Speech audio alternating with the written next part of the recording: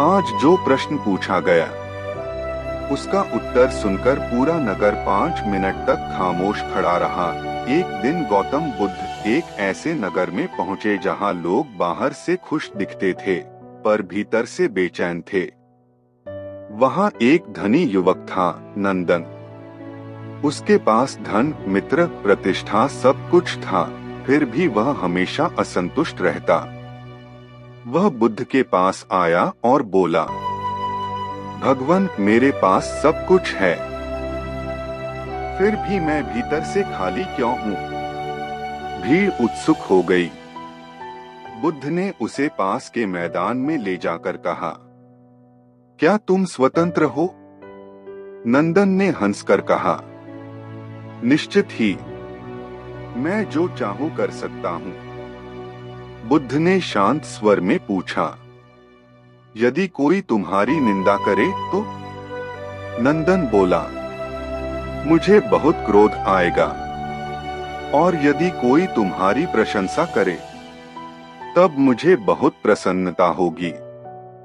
बुद्ध ने धीरे से कहा, तो तुम्हारी प्रसन्नता और क्रोध दूसरों के शब्दों से बंधे हैं। तुम स्वतंत्र नहीं, अदृश्य जंजीरों में जकड़े हो। भीड़ में सन्नाटा छा गया। बुद्ध ने जमीन पर एक रेखा खींची और बोले, यह जंजीर लोहे की नहीं है, यह लोग क्या कहेंगे की है।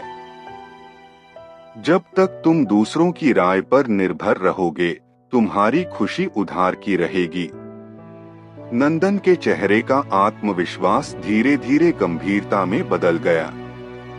बुद्ध ने आगे कहा, स्वतंत्रता का अर्थ यह नहीं कि तुम जो चाहो करो।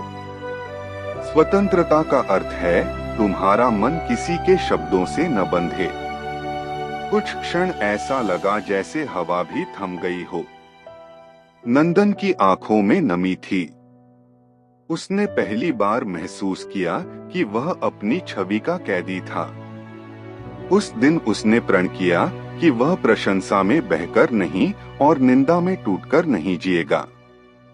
और नगर में चर्चा फैल गई। जिसे हम सबसे सफल समझते थे वह सबसे बंधा हुआ था।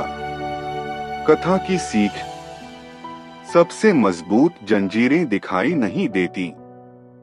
जो दूसरों की राय से बंधा है वह स्वतंत्र नहीं। सच्ची स्वतंत्रता भीतर से आती है।